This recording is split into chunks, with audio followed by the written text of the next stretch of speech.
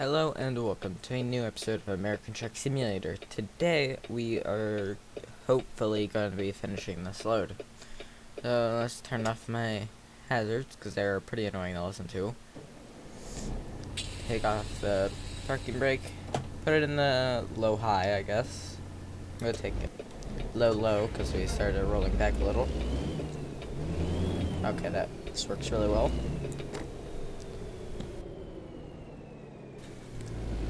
And now I just need to hopefully get the traffic without there being too much traffic not letting me out.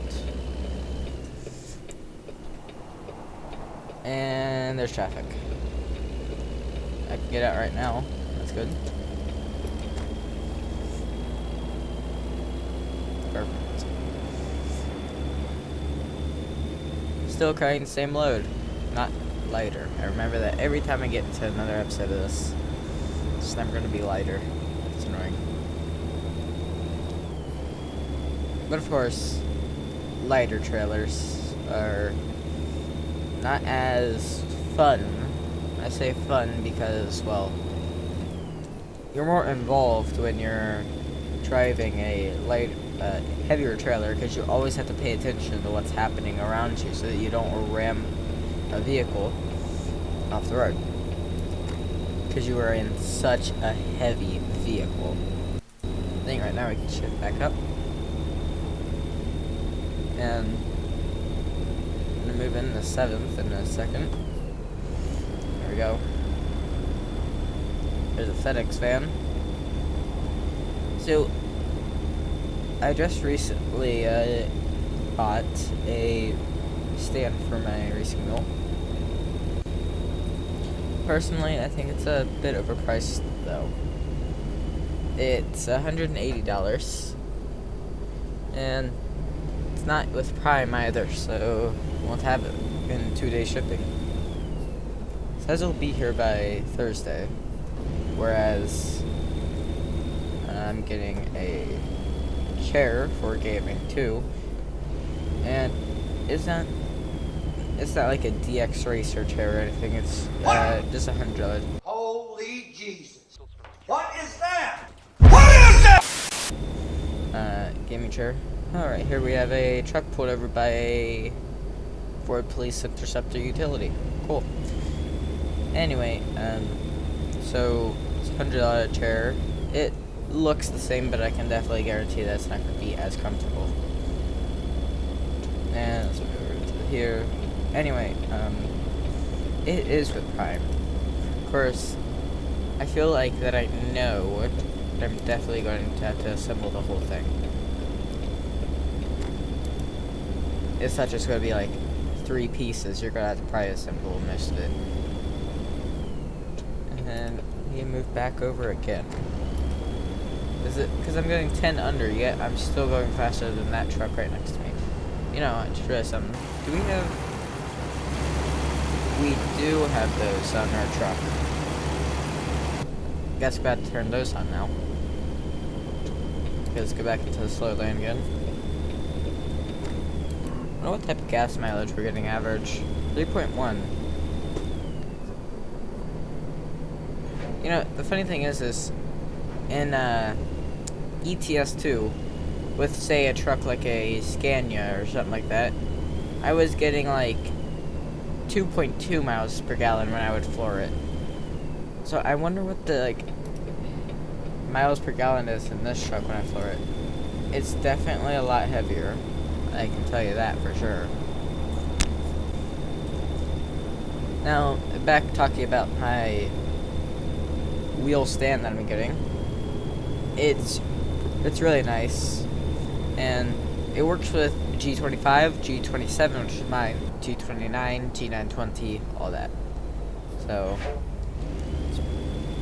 it's pretty much compatible with most racing wheels Logitech has released that are in the G series. Because like the G25 to the G27, there was definitely a pretty big noticeable difference between which one was better.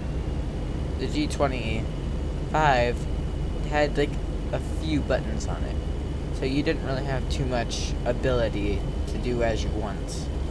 Whereas with the G27, you have 6 buttons on the wheel, and then on the shifter, you have 3 black buttons. Hit something back there. You have 3 black buttons, which are arranged in a formation like if you look at, say, a controller, specifically an Xbox controller. They're shaped kind of like that, but they're black buttons. So like the Y, X, A, and B, they're like those buttons in the same shape and everything. And then you got a D-pad, which is full functions, and then you also have 4 red buttons at the bottom area of where all these buttons are. Now, they've taken a bit of a different approach with the G29 and G920. The G29 and the G920 only have a few differences. One is mainly compatible for PS4 and PC, which is the G29, and the G920 is compatible with Xbox One and PC.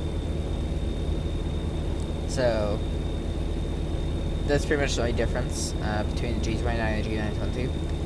Now, with the buttons on the G29 and G920, they focused it all on the wheel, and the shifter has no buttons on it.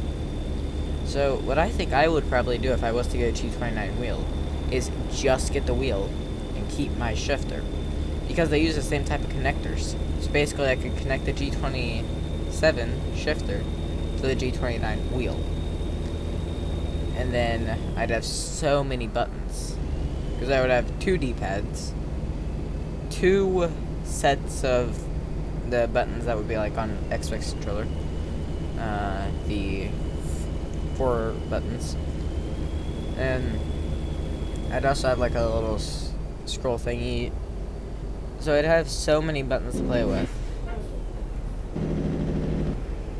Now, the other thing is okay, so if you get a wheel for gaming, okay, not gonna make that stop. Anyway, so if you get a wheel, if you're looking at getting a wheel for gaming, do not get the G27.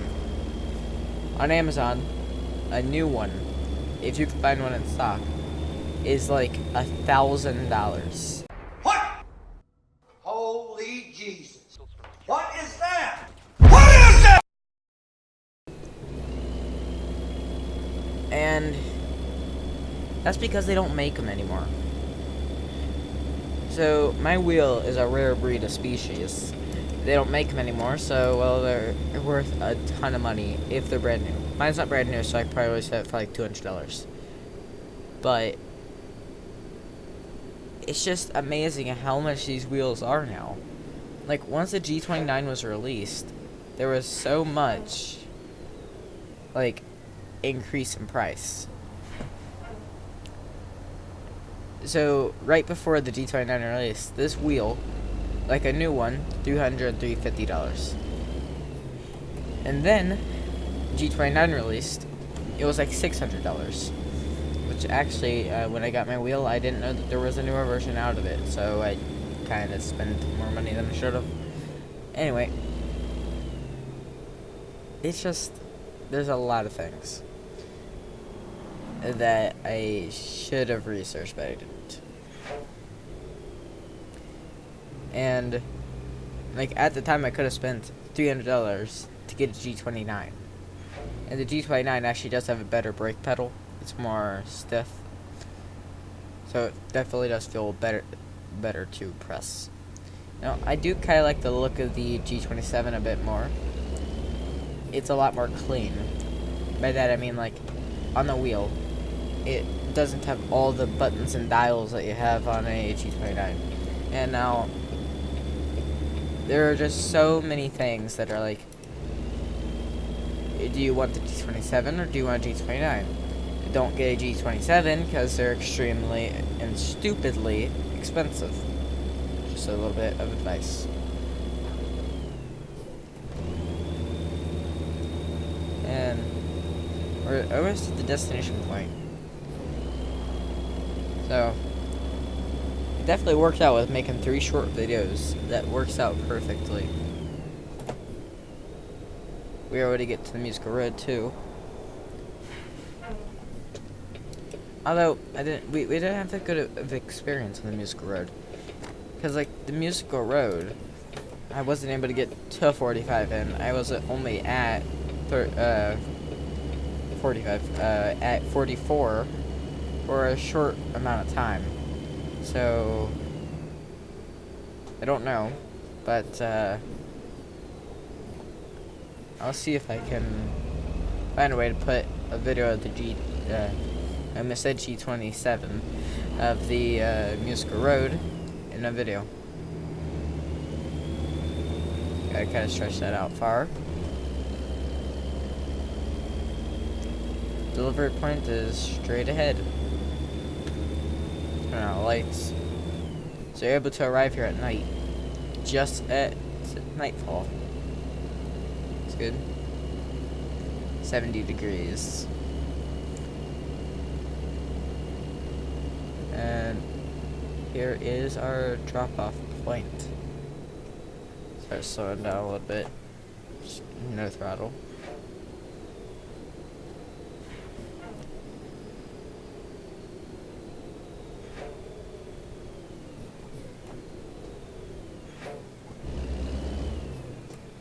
And here we are. So got to place it there. I don't exactly know how well I can place it there, because if you don't get it on the first try, you're never going to get it. With this type of trailer, that's just how it's going to be. So you got to look at all your mirrors, making sure that you're not going to ram anything. And, okay. Go to try to pull it over here a little bit, straighten it out. Okay, pull it back that way. So if this doesn't go in first try, there's basically no fixing it.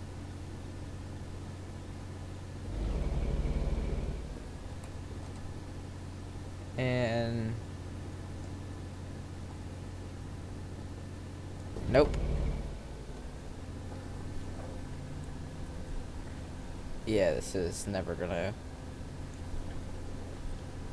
Yeah, this kind of happened as I expected it to.